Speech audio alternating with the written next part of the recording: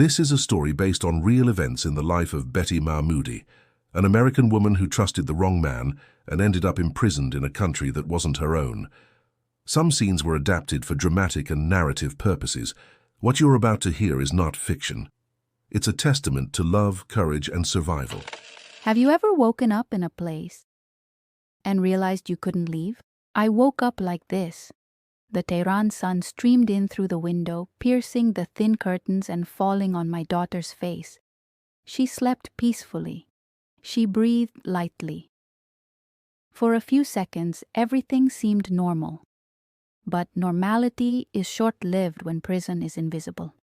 I looked around. The room, once cozy, seemed smaller. The door was locked. The keys were gone. My passport too.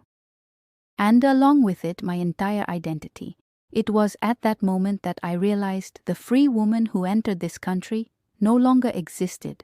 I was a prisoner, and the jailer slept in the next room, the same man who once promised me love, protection, and a future together.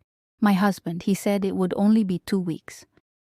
Let's visit my family in Iran, see the mountains, get some rest. I believed. I believed because I loved. Because I wanted our daughter to have a present father, and because love sometimes leaves us blind even in the face of danger. But that was no walk.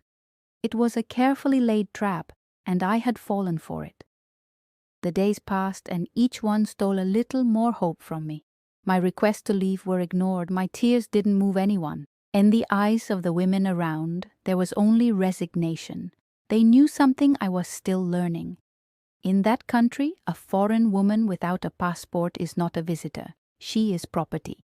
That's when I realized that no one was going to come and rescue me. Not even the embassy. Neither do my parents. Not even justice. If I wanted freedom, I would have to steal it. And that was how the most dangerous part of my life began. I planned every step in silence. I hid food. I memorized routes. I waited for the right time until the day fear and love mixed into a single decision. That morning I took my daughter in my arms and ran, without looking back, without thinking about what he was leaving behind, just running. The cold was biting, the snow was knee-deep, the hills surrounding Tehran seemed endless. The wind tore at the skin, but what really hurt was the weight of uncertainty. With every step I knew, if he found us, there would be no forgiveness.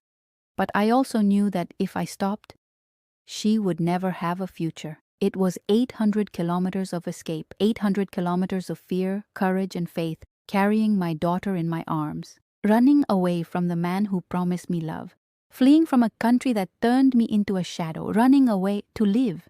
Have you ever woken up in a place and realized you can't leave? I woke up, the Tehran sun streamed in through the bedroom window. My 4-year-old daughter slept beside me. Breathing softly, everything seemed normal until I looked at the door. And I understood the keys were no longer with me. My passport was no longer with me. My life was no longer with me. I was a prisoner in a country where women have no voice, where mothers have no rights. And the man who held me was the same man who once swore to love me, my husband. I came to Iran believing in a promise. 2 weeks of vacation, meet his family, return home. But he lied, and now I had only 2 choices, except living trapped forever or risk everything to escape. I chose the second one, and that choice took me through 800 kilometers of snow-covered mountains with my daughter in my arms, running away from the man who locked me up, fleeing for our lives. But before I got there, my life was different, completely different. Michigan, 1977, I was 32 years old, 2 children from a previous marriage, and a heart tired of empty promises until I met Moody. Dr. Syed Bozorg Mahmoody. Everyone just called him Moody. He was an anesthesiologist, Iranian, but had lived in the United States for years. Educated, kind, funny. He didn't look like the men I knew. There was something different about him, something that made me feel safe. Got married that same year, and in 1980, Mahtob was born. My little girl with big eyes and dark hair like her father. Life was simple. Moody worked at the hospital. I took care of the house. The boy's Mahtob. He was never very religious. He rarely spoke about Iran. I drank wine at dinner, watched American football games with me. He was American in every way except his accent. I thought he had left the past behind, that distant country, full of revolutions and wars, no longer meant anything to him. I was wrong. Everything changed in 1984. Mahtob was 4 years old. That's when Moody started talking about his family, the mother he hadn't seen for so long, the sisters, the nephews. He said he missed it. Who wanted Mahtob to know her? Roots, just 2 weeks. Betty, that's all. He repeated, 2 weeks and we're back. I didn't want to go. Something inside me screamed that it was wrong. Iran was at war with Iraq. The Islamic Revolution was still. Recent Americans were not welcome there. I watched the news. I saw the images and I was afraid. Moody, I don't think it's a good idea. He smiled. That smile that always calmed me down. You'll love my family. They'll love you. But what if something goes wrong? Nothing will go wrong. I promise. Promises. I always believed in them, but there was something else that worried me. What if I didn't go and he decided to take Mahtob alone? What if he never came back? This fear was greater. So I agreed. 2 weeks, just that. August 1984, Detroit Airport. I hugged my older children as if it were the last time. Joseph held me tight. Mom, are you sure about this? I lied. I have. We'll be back soon. But my voice trembled. Mahtob was excited. She didn't understand. For her, it was an adventure. Plane, new family, different place. I held her hand and I embarked. During the flight, Moody was different, quieter, more serious. I asked if everything was okay. I'm just thinking. It's been so long. He looked out the window and I felt it. Again, that tightness in the chest, that feeling that something was wrong. But it was too late to turn back. We arrived in Tehran on August 3rd.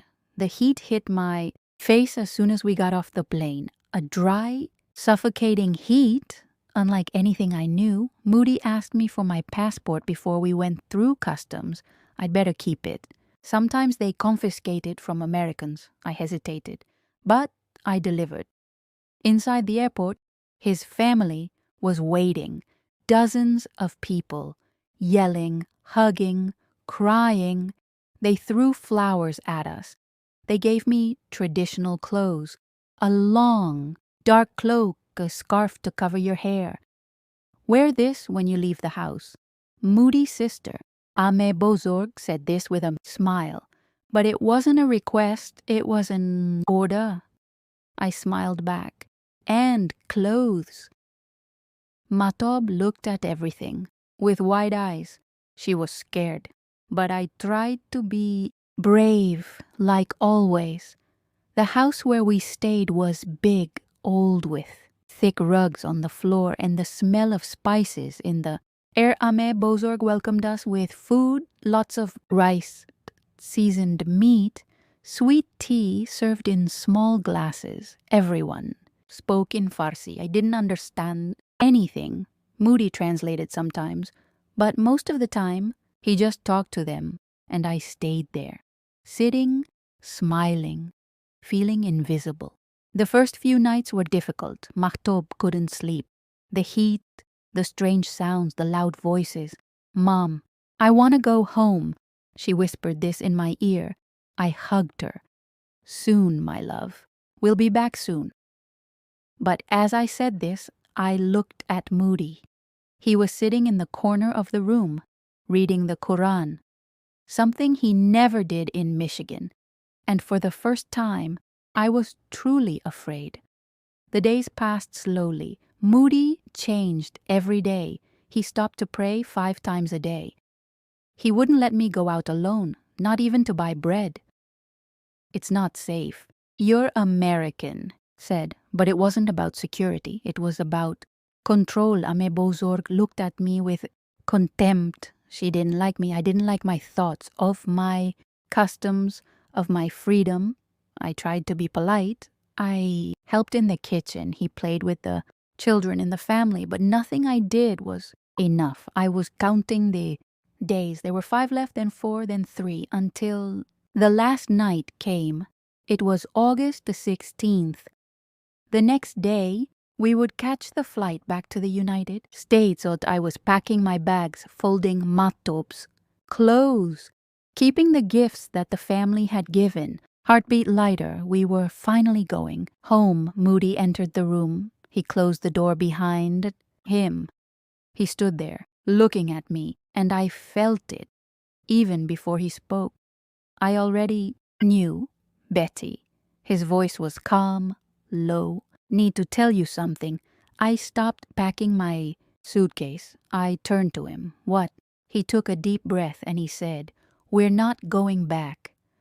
The world stopped. My heart stopped. My breathing stopped. What did you say? We will stay here in Iran. No, Moody, you promised. 2 weeks. I changed my mind. He said it as if he were talking about dinner, as if it were nothing. I want to work here, raise Matab here. This is where she belongs. No. My voice came out louder than I wanted. No, Moody, we have a life there. My kids, my job. You can't do this. He took a step towards me. His eyes were cold, empty. I can, and I will. I ran to the door. He grabbed me by the arm, strong. If you try to leave alone, I will stop you. And you will never see Matob again. Tears streamed down my face. You're crazy. He let me go and he left the room. I fell to the ground. Matob was sleeping. She didn't hear anything. And me? I understood. I was no longer free. Matob was no longer free. We were prisoners, and the man who arrested us was the same man I loved, the same one I trusted, the same one that brought me there. I didn't sleep that night. I lay beside Matob, listening to his breathing, trying to understand what had just happened, how in just a few hours my life had turned into a nightmare. Moody slept in the other corner of the room, as if nothing had changed, as if he hadn't just arrested me. I looked at the ceiling, to the shadows that danced with the streetlight, and I thought, my passport was with him, my tickets, too. I didn't have any Iranian money. He didn't speak Farsi. I didn't know anyone. And even if I did, what could I do? Call who? The American embassy? Could they help me? I had to try, but how? Moody wouldn't leave me alone for a second. It's dawn. I got up with my eyes swollen from crying silently. Matob woke up excited. Mom, are we going home today? She smiled, that innocent smile that broke my heart. I looked at Moody. He was wearing a doctor's outfit, calm, safe, as if it were a normal day. Matob, fish. He picked her up. We'll stay here a little longer. Isn't it nice? You can play with your cousins. Her smile disappeared. But you said it was only 2 weeks. I know, honey. But I changed my mind. She looked at me, confused, scared. Mother? I swallowed my tears. And you lie. It's going to be okay, my love. But nothing was right. That day, I tried to talk to Moody's family. I asked for help. Ame Bozorg was in the kitchen preparing tea. I approached her. Please, I need your help. She didn't even look at me. Moody said you're not leaving anymore. It's a good decision. No, it's not. I don't want to stay. I have children in the United States. I have a life there. She finally looked at me. His eyes were cold, hard. You are his wife. Your place is by his side, here. But I don't want to stay. It doesn't matter what you want. She said it slowly, as if explaining something obvious to a child. You belong to him. Belong. That word hit me like a punch. I was not a person, it was a property, and no one there saw a problem with that. I tried calling my mom. I waited for Moody to leave for work.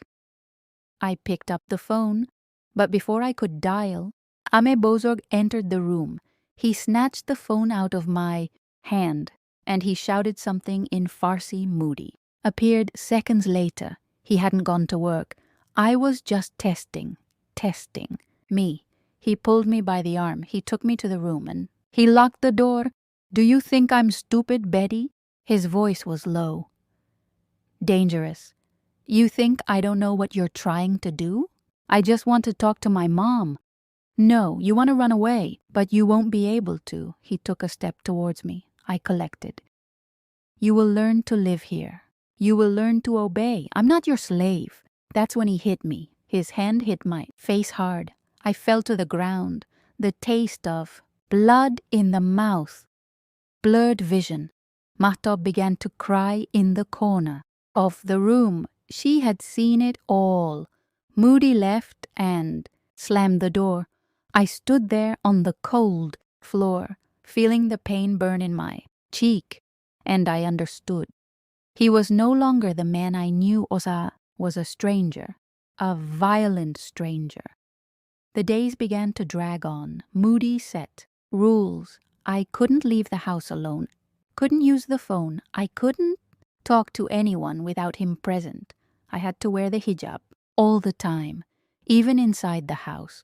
When there were visitors, I had to cook.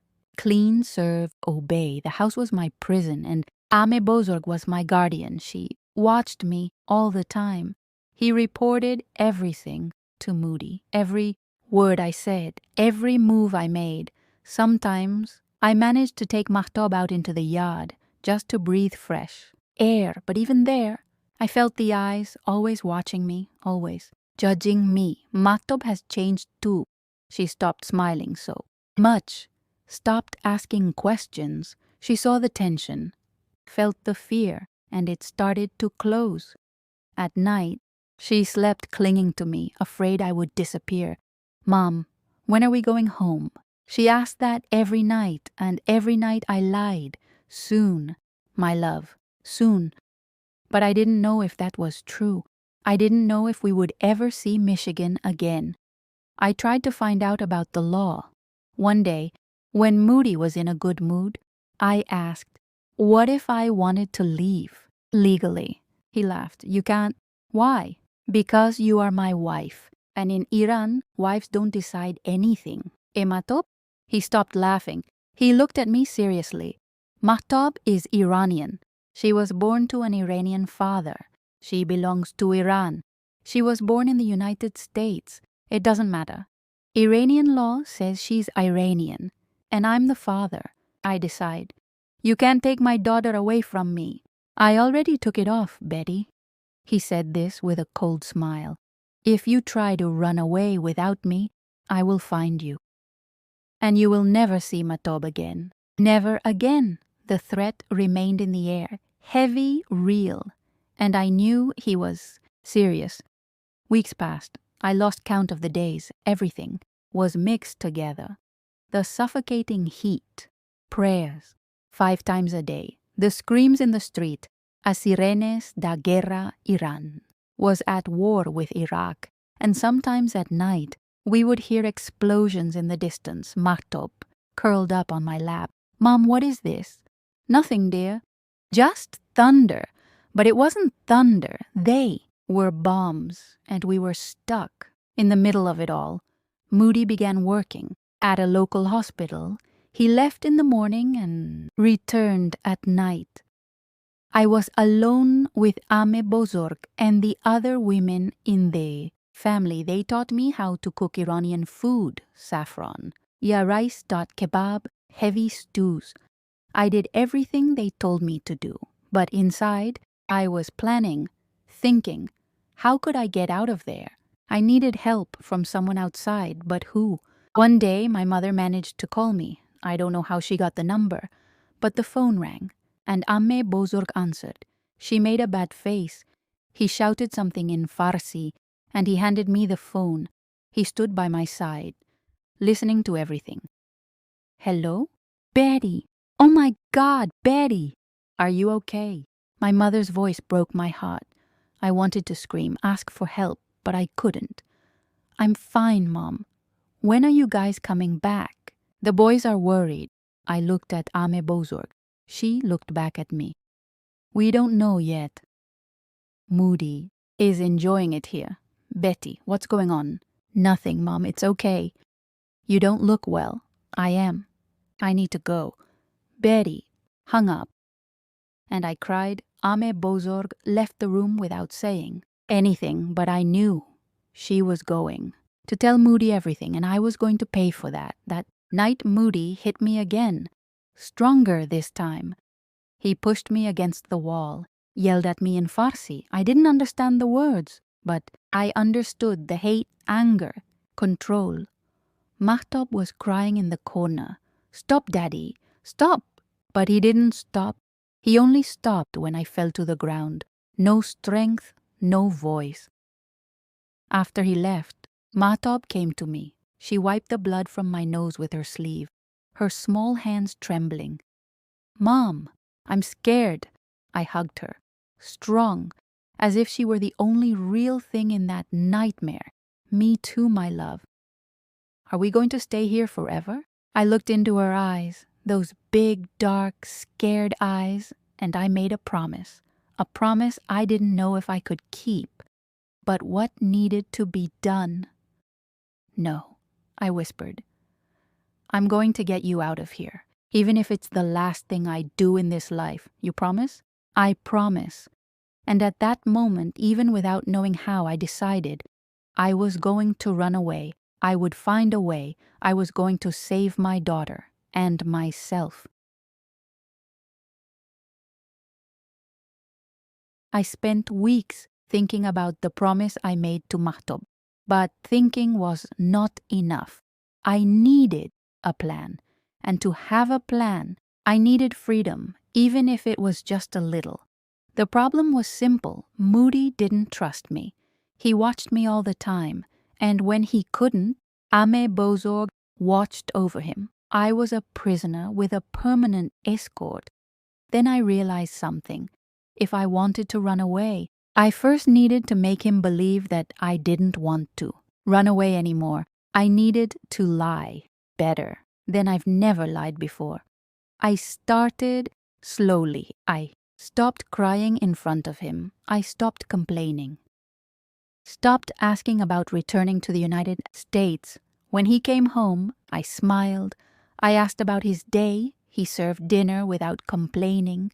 She wore the hijab without hesitation. At first, he was suspicious. He looked at me sideways, as if he expected me to explode at any moment. But I didn't explode. I remained calm, well-behaved, obedient. One night, he sat next to me. You look different. I took a deep breath. I'm tired of fighting, Moody. You're right. Maybe it's better for Mahtob to grow up here, learning about her culture. He studied me for a long moment, looking for signs of lying, but I held my gaze. Firm, are you serious? I do. I just want us to be a family again. He smiled. For the first time in weeks, he smiled, and I felt disgusted, but I kept smiling back. After that, things started to change. Moody relaxed. He stopped watching me so much, let me help more around the house, to cook, to arrange. He even let me go shopping with him. I went slowly, no rush. Gaining confidence, proving that I was trustworthy. Until one day, he said something that changed everything. Betty, I need you to go to the market. Get rice and chicken. I feigned surprise. Alone? Ame Bozorg goes with you. All good. It was a beginning.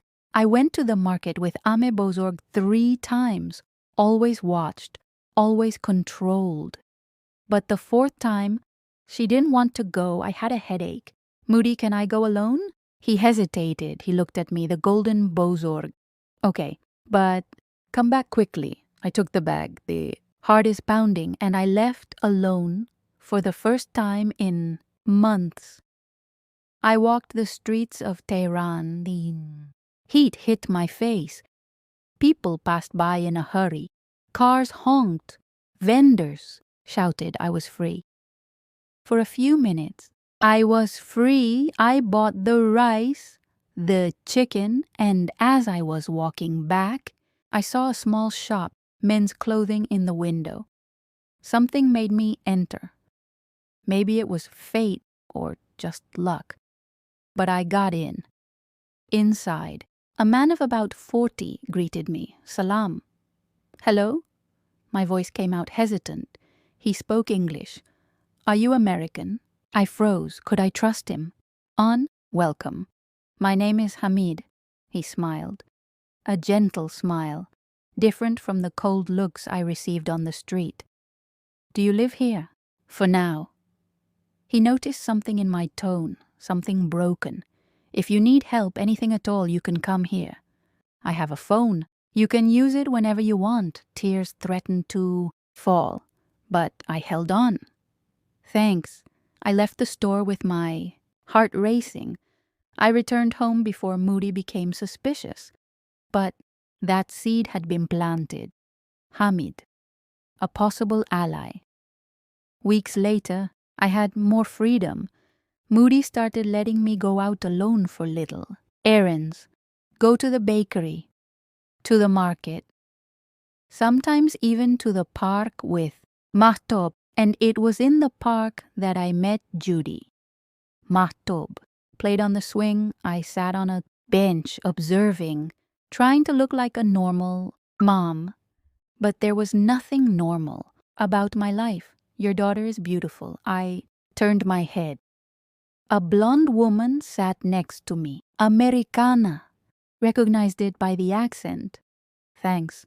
My name is Judy. Are you American too? Sue, Betty. She smiled, but there was sadness in that smile. Married to an Iranian? I nodded. Also, 6 years ago, we were silent for a moment. 2 Americans trapped in the same nightmare. You are here of your own free will? Judy asked quietly. I looked at her. Evie, she knew ye. Understood. No, I whispered. Me either. We talked for almost an hour. Judy told me her story, similar to mine. Marriage in the United States, that promise of a quick visit. Prison. Disguised as marriage. Have you ever tried to run away? I asked. I've thought about it, but I'm scared. If they catch me. She didn't need to finish. We both knew what happened to women who tried to run away. And you? Judy looked at me. I have to try. For my daughter. She nodded slowly. I know people who can help. My heart raced. People? There is a network. A secret one. They help people like us leave the country. It's dangerous, but it's possible. How do I get in touch? Meet me here tomorrow. Same time. I came home that day with something I hadn't felt in a long time. Hope. It was small, fragile, but it was there. The next day, I returned to the park. Judy was waiting. She handed me a piece of paper. There's a party at my friend's house, Saturday night. A man named Rashid will be there. He can help you. Moody will never let me go to a party. Then lie. Say it's a mother's meeting. Something like that. I kept the paper. Thank you. Judy. Be careful, Betty. Very careful. I managed to convince Moody. I made up a story about a meeting of American women. He was suspicious at first, but I'd been acting so well for weeks that he believed it. Okay, but come back early. I'll be back. The party was at a house in northern Tehran. Low music. People. Talking, I looked for Rashid. Judy took me to him, a tall man with a gray beard, serious eyes. Do you want to leave the country? He got straight to the point. Try. With your daughter? Try. He studied me. It's dangerous. You know that? I know. If they catch you, you'll go to jail. Your daughter will stay with your husband. You'll never see her again. I know, he nodded. Then let's talk, Rashid. Explain the plan to me. Mahtob and I would leave the house as if it were a normal outing. A car would pick us up. It would take us to another car and another and another's until we reached the Zagros Mountains. From there, we would cross on foot, 100 kilometers, through the snow, to Turkey. How long? Days, maybe a week. What if we can't? He didn't answer. There was no need. I already knew the answer. Are you sure about this? Rashid asked. I thought of Mahtob, in the promise I made, in the weeks of lies, in the beatings, in prison. I am sure. So prepare your daughter. No questions asked, no suspicion raised. When? I'll warn you. Be ready. I nodded, and I left that house knowing that my life was about to change forever. The days that followed were the longest of my life. I lived in two worlds. In the first, I was the obedient wife, smiling, submissive. In the second, I was planning the riskiest escape anyone could imagine. And the worst part was not being able to tell anyone, not para Mahtob, not yet. Rashid gave me instructions. Through Judy, small tickets, simple codes, yes, time, local. I would memorize everything and destroy the papers immediately. It burned. I threw it in the toilet, couldn't leave any trace. A week later, I got the message. Thursday, 9 a.m., Vanak Square. My heart almost stopped. It was real. It was happening. In 3 days, I would try to escape with Mahtob, or I would die. Trying. I started preparing things. Discreetly, change of clothes for Mahtob inside my bag. Documents hidden in the trunk lining. Money I managed to save over the weeks. Small family photos, all I could carry without raising suspicion. On Tuesday, Moody noticed something. You look strange. My blood ran cold. Strange how? I don't know. Nervous. I forced a smile. I'm fine. Just tired. He looked at me for a second longer, and I prayed he wouldn't see the lie, fear, the plan. But he looked away. Rest. Then, and he left. I breathed a sigh of relief. But I knew I needed to be more careful. On Wednesday, I had to tell Mahtob not everything, but enough. I waited until night. When Moody was sleeping, I lay down next to her. Mahtob, I whispered. Mother, tomorrow we're going to do something special. What? It's a surprise. But you have to trust me. No matter what happens, you stay close to me. Understand? She nodded, confused but trusting. Shall we go home? I couldn't lie. Let's try, my love. She hugged my neck. Strong. I'm scared. Me too. But we'll be fine, I prayed that this was true. Thursday arrived. I woke up with the sun. The stomach churned, hands shaking, dress Mahtob calmly. Comfortable clothes.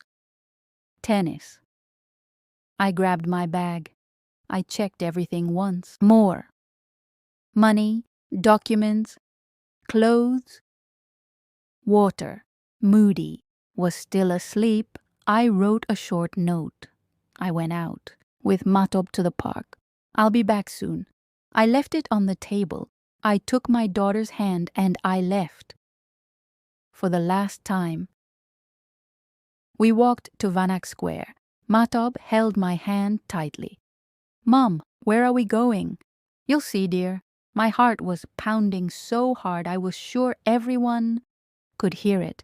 Every person on the street seemed to be looking at me. Every car seemed to follow, but I kept walking. We arrived at the square at 8:55 a.m. 5 minutes. I looked for the car, a blue Toyota. That's what Judy had said, 58. I saw, standing on the corner, a man inside. He waved discreetly, pulled Matob. He comes. We entered the car fast. The man said nothing, just drove. Matob looked at me in fright.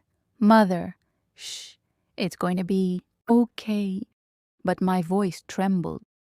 We changed cars 3 times, each time in a different place. Every driver is different. Nobody spoke. They just drove. Hours passed. Tehran was left behind. The landscape has changed. Cities became villages. Villages turned into empty roads. Empty roads turned into mountains. As the sun began to set, we stopped. A small house, isolated in the middle of nowhere. Here, the driver said. We went down. Inside the house, Rashid waited. You did it? He said. Until now, to answer. The hard part is yet to come. I knew. Rashid gave us food, bread, cheese, tea. Matob ate in silence, scared, confused. Tomorrow morning, we begin the crossing, Rashid explicó. Let's go on foot, through the Zagros Mountains, to the Turkish border. How long? 3 days. Maybe 4, I looked at Matob. She was so little. Can she? She'll have to get it. That night, I tried to sleep, but I couldn't. I lay next to Matob, listening to your breathing, thinking in everything I left behind, in everything that could go wrong, in everything I was risking. But I also thought about freedom. I'm from Michigan, in my children at home, and I knew I had made the right choice. I woke up before sunrise. The cold cut the skin. Rashid was already awake, preparing. Backpacks, food, water, maps. Put this on. He handed me heavy clothes, coats, gloves, boots. Me and Matob. We left while it was still dark. Rashid and front me, and Matob right behind. 2 other men accompanied us. Guides. They knew the way, they knew the dangers, the Zagros. Mountains were immense, covered in snow. The wind cut like blades. Every step was difficult. Every breath hurt. Matob stumbled every few meters. I held her. He pulled her. He carried her when she couldn't take it anymore. I'm tired. Mom, I know, honey. A little more, but a little more turned into hours, and hours turned into the whole day. We only stopped once to eat dry bread, ice water. Matob cried softly. I can't take it anymore. You can handle it. You are strong. I wiped away her tears, but mine wanted to fall too. On the 2nd day, the snow became deeper, up to the knees. I carried Matob on my back. My feet were bleeding inside my boots. My muscles screamed, but I couldn't stop. If I stopped, I would die there, and Matob too. That night, we slept in a cave. No fire, no heat, just thin blankets. I hugged Matob to my chest, trying to warm her with my own body. She was trembling. Mom, are we going to die here? No, we'll get there. I promise. You always promise. Said it so quietly I almost didn't hear it, but I heard, and it hurt, because she was right. I had promised so many things, and broken so many promises. This time is different, Matob. This time we will succeed.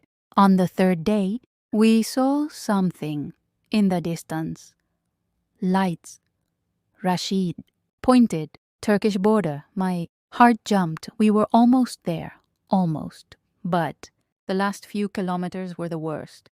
Guards patrolled the area. Oh, needed to get through without being seen. We waited until it got dark, and then we ran, crouched, silent, desperate. Matob. In my arms, I held her so tightly she could barely breathe. Don't make noise, I whispered. She nodded, eyes wide with fear. We crossed. We ran through the snow, through the bushes, by the stones, until Rashid stopped. There we go. We're in Turkey. I fell to my knees, crying. Mahtob in my arms. Did we get it, Mom? We did it. Rashid took us to a small village. From there, we took a car to Ankara, the American embassy. When we entered, I saw the flag, those stars, those stripes, and I collapsed. An officer received us. You are safe now, he said. Safe? That? Words sounded like music. I called my mother. Mother! My voice broke. Betty! My God, where are you? In Turkey. We ran away. Me and Matob. She cried. I cried. Matob cried. Are you guys going back home? Yes, Mom, we're going back home. 2 days later, we boarded a flight to the United States. Matob sat at the window, looking at the clouds. Mother? Yes, my dear. Are we never going back there? Never again. She rested her head on my shoulder, and for the first time in months, he smiled, a genuine smile. When we landed in Michigan, my kids were waiting. Joseph, John, my mom, I ran to them. I hugged everyone at the same time, crying, laughing. Book. Finally, free. Days later, I filed for divorce. Moody tried to find me, but he couldn't. American law protected me now, and Matob too. We start again, 0. But we start again, free. And that was all that mattered. Sometimes I still have nightmares. I wake up sweating, thinking I'm still there, taken. But then I look around. I see my house, my daughter sleeping in the next room, and I breathe because I survived. We survived. And this story is not just mine. It's about all the women who were silenced, dams forgotten. But they found a way to fight and win. This was just part of Betty and Matob's incredible journey. The courage of a mother who crossed mountains, faced the impossible, and risked everything for freedom. The full story, with all the details, is in the first pinned comment. And you? Have you ever had to choose between the safety and freedom of the one you love? Have you ever felt like you were stuck in a no-win situation? Sometimes courage isn't the absence of fear. It's deciding to fight even when you're afraid. If this story touched your heart, subscribe to the channel and share it with someone who needs to hear that it's possible to start over, that it's possible to be free, that it's possible to win, because every story of freedom begins with a choice, and Betty chose to fight.